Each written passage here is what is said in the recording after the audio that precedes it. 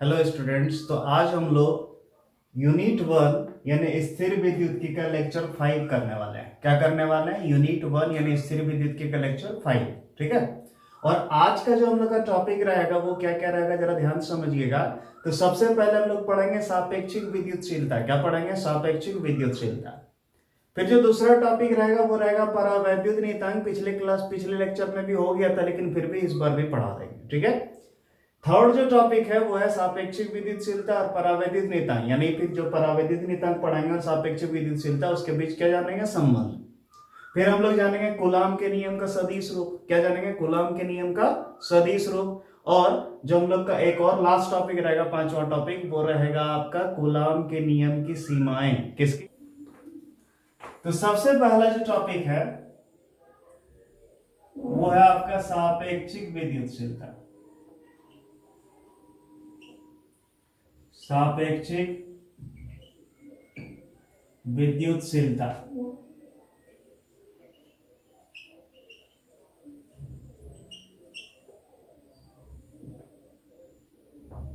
ठीक है। तो चलिए समझते हैं सापेक्षिक विद्युतशीलता होता क्या है। तो याद करो, हम आपको पढ़ाए थे विद्युतशीलता। हम क्या बताए थे? कोई भी दो बिंदु आवेश, क्या बोले थे? याद करो। जैसे मान लो एक बिंदु आवेश है Q1 और एक बिंदु आवेश है Q2। तो इस दोनों बिंदु आवेश के मध्य जो बल लगता है, याद रखिएगा, इस दोनों बिंदु आवेशों के मध्य जो बल लगता है, इस बल को जो लगने में मदद करता है या फिर इसको जो प्रभावित करता है, उसी को हम क्या कहते थे? विद्युतशीलता। याद करो, समझा दिए थे, है ना। तो आज हम लोग पढ़ेंगे क्या? सापेक्षिक विद्युतशीलता। सुनो, सापेक्षिक विद्युतशीलता क्या होता है? तो सापेक्षिक विद्युतशीलता को सूचित करते हैं एप्सिलॉन आर से। किससे? एप्सिलॉन आर से। और इसका फॉर्मूला होता है वो epsilon m by epsilon naught. क्या होता है? Epsilon m by epsilon naught. तो ये जो एप्सिलॉन एम है, ये है किसके माध्यम की विद्युतशीलता? किसकी माध्यम की। और एप्सिलॉन नॉट है किसकी? निर्वात की विद्युतशीलता। तो इसका डेफिनेशन कुछ हम इस तरह दे सकते हैं, किसी माध्यम की विद्युतशीलता, क्या बोलेंगे? किसी माध्यम की विद्युतशीलता तथा निर्वात की विद्युतशीलता के अनुपात को हम क्या कहते हैं? सापेक्षिक विद्युतशीलता। इसको सूचित किससे करते हैं? एप्सिलॉन नॉट से। क्लियर हो गया होगा। अब हम लोग देखते हैं परावैद्युत नियतांक।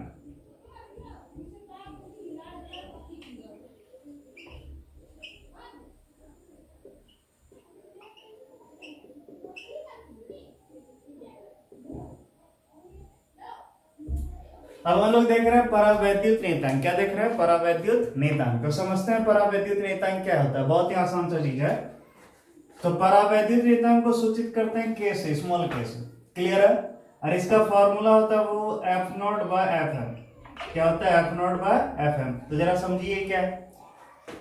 तो ये जो है एफ नॉट है, ये निर्वात में, कहां पर? निर्वात में दो बिंदु आवेशों के मध्य जो लगने वाली बल है उसको कहते हैं एफ नॉट। और एफ एम है किसी माध्यम में लगने वाली बल, है ना। तो जैसे ध्यान से देखो इसका मतलब, जैसे मान लो ये एक बिंदु आवेश है Q1, ये Q2 है, इसके बीच दूरी कितना है? R। और इसको कहां रखा है? अभी निर्वात में रखा है। कहां रखा है? निर्वात में। अब इसी दोनों आवेश को, यानी Q1 और Q2 को ही, और उतना ही दूरी पर, जैसे R दूरी पर था तो वही R दूरी पर और वही आवेश, यानी ना ही आवेश बदले और ना ही दूरी पर बदले, ना ही दूरी बदले, लेकिन क्या कर दिया? माध्यम बदल दिया। अब कोई माध्यम ले लिए, यानी पहले निर्वात में था, माध्यम में। तो मान लो निर्वात में जो बल लग रहा था वो लग रहा था एफ नॉट, और माध्यम में लग रहा था कितना? F m. तो बस इसी निर्वात में लगने वाली बल और माध्यम में लगने वाली बल का जो अनुपात था उसी क्या कहते थे? परावैद्युत नियतांक। क्या कहते थे? परावैद्युत नियतांक। तो जरा ध्यान से देखिए, क्या दूरी बदले? देखो जरा सा, यहाँ क्या दूरी बदले? यहाँ दूरी आर है, यहाँ भी आर। और ना ही आवेश बदले, आवेश भी सेम। तो इसीलिए हम क्या बोलेंगे? डेफिनेशन इसका जरा समझिए। बोलेंगे निश्चित दूरी पर रखिए, क्योंकि दूरी नहीं बदल रहा है। निश्चित दूरी पर रखी दो बिंदु आवेशों के मध्य निर्वात में लगने वाली बल तथा किसी माध्यम में लगने वाली बल के अनुपात को परावैद्युत नियतांक कहते हैं। इसे के द्वारा सूचित की जाती है। क्लियर है। तो ये था आपका क्या? परावैद्युत नियतांक। अब हम लोग देखेंगे क्या? सापेक्षिक विद्युतशीलता और ये जो परावैद्युत नियतांक, यानी इस दोनों के बीच संबंध जानने वाले हैं कि इसके बीच संबंध क्या होता है। तो अब हम लोग देख रहे हैं परावैद्युत नियतांक। कौन नियतांक?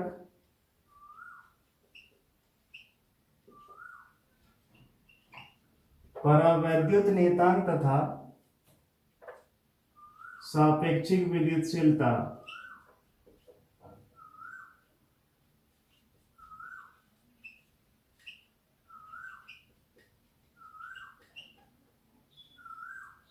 सापेक्षिक विद्युतशीलता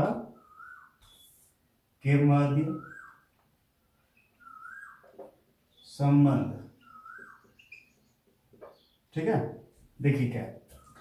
हम लोग का जो हेडिंग है वो है परावैद्युत नियतांक तथा सापेक्षिक विद्युतशीलता के मध्य संबंध। तो चलिए ध्यान से देखते हैं, उधर क्लियर हो जाएगा। ध्यान से देखो।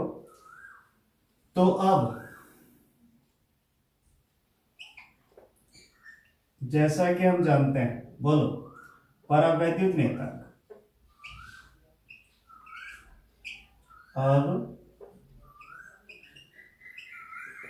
कौन नियतांक? परावैद्युत नियतांक, है ना।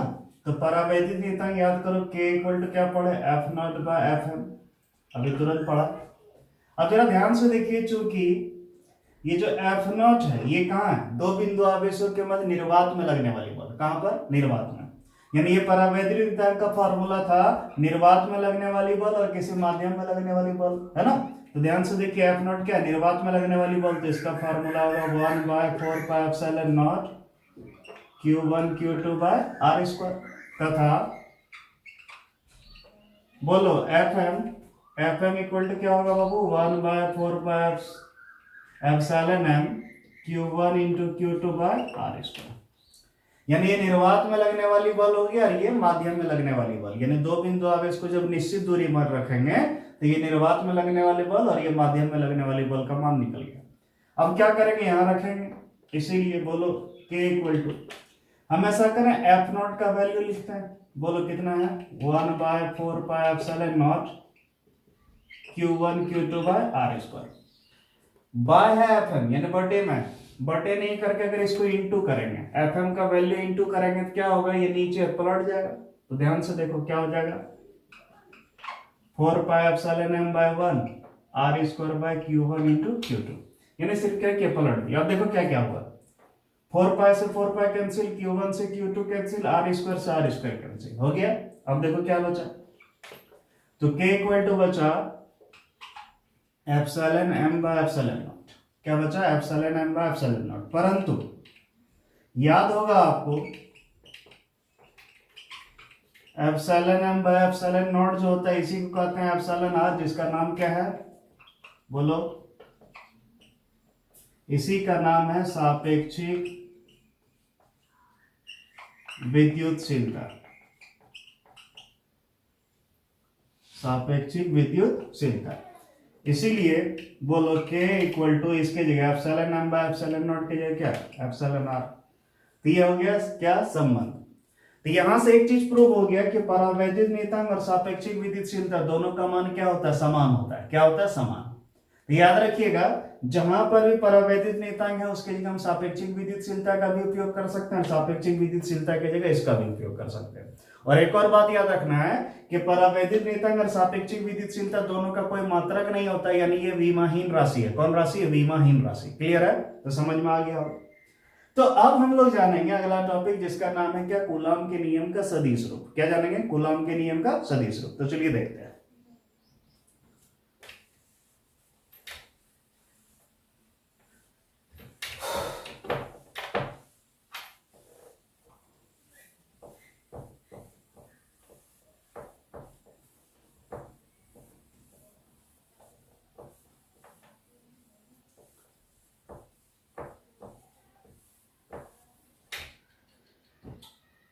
अब जानेंगे हम लोग कूलॉम के नियम। कूलॉम के नियम का सदिश रूप। क्या जानने वाले हैं, कूलॉम के नियम का सदिश रूप। तो चलिए स्टार्ट करते हैं। कूलॉम के नियम का सदिश रूप कुछ भी नहीं है, तुरंत क्लियर हो जाएगा। लेकिन उसके लिए सबसे पहले हमको याद रखना होगा, क्लास 11 में जो पढ़े थे इकाई सदिश, उस चीज को, किसको, इकाई सदिश को। देखते हैं जरा ध्यान से, याद करो हम सिखाए थे, अगर इंग्लिश का एबीसीडी, छोटी एबीसीडी लेते हैं, उसके ऊपर कैप का साइन लगाते हैं तो वो होता है इकाई सदिश। क्या होता है, इकाई सदिश। ए कैप का मतलब बताए थे ए वेक्टर बाय ए, याद करो। अगर हम आर कैप लेंगे तो आर वेक्टर बाय आर। तो इसका मतलब हम ये बताए थे कि अगर किसी को भी हम इकाई सदिश से अगर इंटू करते हैं, किससे, ये जो इकाई सदिश, तो वो सदिश रूप में बदल जाता है। किस रूप में? सदिश। क्यों? क्योंकि सदिश के पास परिमाण होता है और दिशा होता है। परिमाण होता है और दिशा। ध्यान से देखना, जैसे मान लो फोर्स है 10 न्यूटन। कितना है? 10 न्यूटन। तो अभी फोर्स यानी बल लिए हैं 10 न्यूटन, अभी सिर्फ क्या लिए हैं? परिमाण लिए हैं, तभी ये सदिश रूप नहीं है। सदिश रूप तब होगा जब इसका परिमाण के साथ दिशा भी हो। क्या हो? दिशा। अब इमेजिन करो हम लिख दिए 10 न्यूटन आई कैप, तो सोचो जरा से, ये परिमाण हो गया, ये दिशा हो गया, कि यहाँ पर अब वेक्टर लगेगा? लगेगा कि नहीं? क्यों? क्योंकि यहाँ परिमाण भी दिखा रहा है, ये दिशा भी दिखा रहा है।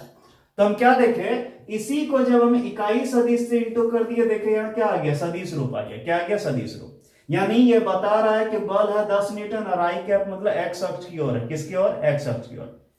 तो बोलो, क्या ये जो इकाई सदिश से सिर्फ इंटू किए के सदिश रूप में बदला कि नहीं बदला? बदल गया। तो याद रखिएगा, किसी को भी अगर हम इकाई सदिश से गुना कर देंगे कोई भी, तो उसको क्या कर सकते हैं? वो सदिश रूप में हम बदल सकते हैं। ठीक है, तो चलिए देखते हैं। तो देखो,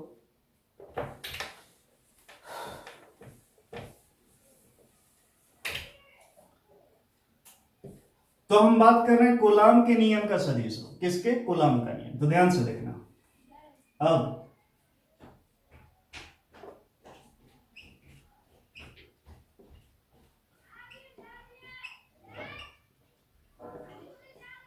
कूलाम के नियम से, किसके नियम से? कूलाम। तो बोलो, कूलाम का नियम था, याद करो, F बराबर 1/4πε0 Q1 into Q2 by r square. यानी जब दो बिंदु आवेशों को निर्वात में या हवा में r दूरी पर रखेंगे, तो उस समय कूलाम का नियम कहता है कि विद्युत बल इतना लगेगा। ठीक है, तो इतना था। अब जरा ध्यान से देखिए, अगर समझना ध्यान से, F बराबर 1/4πε0 है into Q1 into Q2 by r square है, तो ये तो सिंपल सा हम लिख दी, सेम टू सेम वही नोट कर दिया। अब सोचो जरा से, इसको हम इकाई सदिश से अगर हम इंटू करना है आर कैप से, क्या इधर वेक्टर लगेगा कि नहीं लगेगा? लगेगा। परंतु अब जरा ध्यान से देखिए, आर कैप मतलब क्या होता है? R vector by r. क्या होता है? R vector by r. इसीलिए एफ वेक्टर बराबर 1/4πε0 Q1 Q2 by r square into r cap है। तो आर कैप का वैल्यू जो है, इसको यहां रखेंगे, तो देखो ध्यान से, क्या हो गया? R vector by r. अब देखो, f vector equal to 1/4πε0 Q1 Q2 by r square into, ध्यान से देखो एक जरा से, 1/4πε0 Q1 Q2। अब ध्यान से देखो, आर स्क्वायर इंटू आर है, तो आर स्क्वायर इंटू आर को हम क्या लिख सकते हैं? आर क्यूब इंटू क्या हो जाएगा? R vector. तो ये जो हो गया, ये हो गया हमारा क्या? कूलाम के नियम का सदिश रूप। कूलाम के नियम का सदिश रूप। तो याद रखिएगा, ये जो फॉर्मूला है आपका कूलाम के नियम का सदिश रूप, ऑब्जेक्टिव में कभी कभार पूछा जाता है, तो जब भी पूछेगा तो याद रखना, यहाँ पर आर वेक्टर रहेगा, यहाँ आर क्यूब रहेगा। क्लियर है? तो ये तो हो गया इसका फॉर्मूला। इसका एक और रूप होता है, दूसरे तरीका से भी निकाल सकते हैं पोजीशन वेक्टर के सहायता से, लेकिन उसका कोई जरूरत नहीं, क्योंकि न्यूमेरिकल जब भी बनाएंगे हम इसी से बनाएंगे और हम सिखाएंगे कैसे बनता है। ठीक है, तो चलिए ये हो गया। अब हम लोग जानेंगे कूलाम के नियम की सीमाएं। कूलाम के नियम की सीमाएं।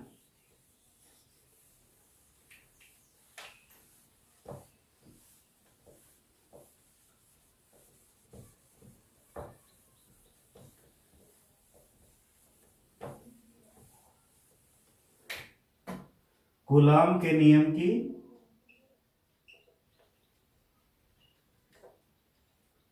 सीमा,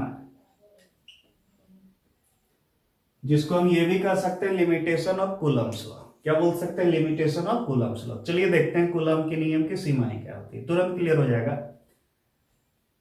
तो सबसे पहला सीमा, यानी इसका जो फर्स्ट सीमा है कूलाम का नियम का, सुनो, पहला सीमा यह है कि कूलाम का नियम जब भी लगता है, याद रखिएगा, ये सिर्फ दो बिंदु आवेश के बीच लगता है, यानी Q1 इंटू Q2, यानी दो बिंदु आवेशों के बीच बल निकालना तो कूलाम का नियम लगेगा। याद करो, फॉर्मूला था 1/4πε0 Q1 Q2 by r square. Clear? तो जरा ध्यान से देखो, इसका फॉर्मूला में ही दो बिंदु आवेश है, यानी दो बिंदु आवेश के लिए लगेगा। क्लियर है? और हम बोल सकते हैं कि अगर तीन बिंदु आवेश आ जाए, जैसे मान लो Q3 आ जाए, इस तीनों के बीच निकालना हो तो नहीं निकाल पाएंगे। हम एक बार में सिर्फ दो, या तो इस दोनों के बीच, या तो इस दोनों के बीच, या तो इस दोनों के बीच, यानी एक बार में ये सिर्फ दो बिंदु आवेशों के लिए ही लागू होता है। तो फर्स्ट सीमा ये हो गया कि कूलाम का नियम, याद रखिए कूलाम का नियम सिर्फ दो बिंदु आवेशों के लिए लागू होती है। कितने? दो बिंदु आवेश के लिए। ठीक है, तो फर्स्ट सीमा ये हो गया। अब दूसरा ध्यान समझना, ये जो कूलाम का नियम है, ध्यान से देखिएगा, ये कूलाम का नियम तभी लगेगा जब दोनों बिंदु आवेश कौन अवस्था में हो? स्थिर अवस्था में। यानी समझिए जरा ध्यान से, ये एक आवेश है Q1 और ये है Q2, दोनों अगर स्थिर अवस्था में रहेगा तभी ये नियम लगेगा, नहीं तो नहीं लगेगा। ठीक है, याद रखिए, अगर हम क्या करें, इसको गति में ले आए तो यहाँ कूलाम का नियम नहीं लगेगा। तो दूसरा हो गया इसका कि ये सिर्फ स्थिर अवस्था में लगता है, स्थिर अवस्था की जगह अगर गतिज अवस्था ले लेंगे तो कूलाम का नियम नहीं लगेगा। ठीक है, दूसरा सीमा। थर्ड क्या हुआ जरा समझिए, तुरंत क्लियर हो जाएगा। ये देखो, जो दो बिंदु आवेश है इसके बीच जो दूरी लेते हैं r, ये दूरी जो है r, ये हमेशा 10 पर पावर माइनस 15 मीटर से अधिक होना चाहिए। क्या होना चाहिए? 10 पर पावर माइनस 15 मीटर से क्या होना चाहिए? अधिक होना चाहिए। अगर इससे अधिक नहीं होगा, ठीक है, यानी 10 पर पावर माइनस 15 मीटर से अगर कम दूरी ले लेंगे तो वो नाभिक में हो जाएगा। नाभिक में वहां नाभिकीय बल लगने लगता है, इसलिए वहां कूलाम का नियम नहीं लगता है। तो तीसरा सीमा यह है कि दो बिंदु आवेशों के मध्य कूलाम का नियम तभी लगेगा जब उनके मध्य दूरी कितना हो? 10 पर पावर माइनस 15 मीटर से अधिक हो। क्लियर है? ठीक। और फोर्थ सीमा, लास्ट, चौथा क्या है, ध्यान समझिएगा। कूलाम का नियम जो है सिर्फ बिंदु आवेशों के लिए लागू होती है। किसके लिए? बिंदु आवेशों के लिए। बिंदु आवेशों के मतलब क्या हुआ, सुनो ध्यान से। अब इमेजिन करो, एक आवेश लिए ये, एक आवेश लिए ये। अब देखो, ये आवेश का जो सीमा, यानी ये जो है यहाँ इसका जो क्षेत्र है मान लो, वो यहां तक, और इसके बीच जो दूरी है, इस दूरी के तुलना में इसका जो है आकृति बहुत छोटा है कि नहीं, तो ये बिंदु आवेश कहलाएगा। क्या कहलाएगा? बिंदु आवेश। लेकिन इमेजिन करो, एक आवेश ये है और एक आवेश ये है, दो बिंदु, ये दो आवेश है और इसके बीच दूरी ये है। जरा ध्यान से देखो, इसके बीच जो दूरी है उस दूरी से बड़ा है इसका क्या माप, तो इसीलिए ये अभी बिंदु आवेश नहीं कहलाएगा, इसलिए यहां पर कूलाम का नियम नहीं लगेगा, यहां लगेगा। तो याद रखिएगा, कूलाम का नियम सिर्फ बिंदु आवेशों के लिए लगती है। किसके लिए? बिंदु आवेशों के लिए। तो ये हो गई हमारी 4 सीमा। कितनी सीमा? 4। तो क्या क्या सीमा है जरा ध्यान समझिए। एक समझते हैं, फर्स्ट नंबर क्या था? फर्स्ट नंबर था आपका, फर्स्ट सीमा जो था वो था क्या, कि कूलाम का नियम सिर्फ दो बिंदु आवेशों के लिए लागू होती है। किसके लिए? दो। ठीक है। दूसरा जो सीमा पर आते हैं उसमें बताए थे क्या, कूलाम का नियम सिर्फ स्थिर आवेशों के लिए लगती है, यानी विराम में जो रहेगा तभी लगेगा, नहीं तो नहीं लगेगा। तीसरा जो सीमा बताए थे वो सिखाए थे क्या, थर्ड में सिखाए थे कि यह नियम यानी कूलाम का नियम अगर दो बिंदु आवेशों के मध्य दूरी, कितना, दो बिंदु आवेशों के मध्य दूरी 10 पर पावर माइनस 15 मीटर से ज्यादा रहता तभी लगता, नहीं तो नहीं लगता है। और चौथा सिखाया था कि ये बिंदु आवेश के लिए ही लागू होते हैं। किसके लिए? बिंदु आवेश के लिए। तो ये 4 सीमा था आपके कूलाम का नियम का। तो उम्मीद करते हैं आपको समझ में आ गया होगा। तो आज का लेक्चर यहीं तक, अगला लेक्चर में इसका न्यूमेरिकल कंफर्म करेंगे। ठीक है, तो लेक्चर 6 में हम लोग कूलाम के नियम पर न्यूमेरिकल करेंगे। चलिए आज के लिए इतना है। Thank you.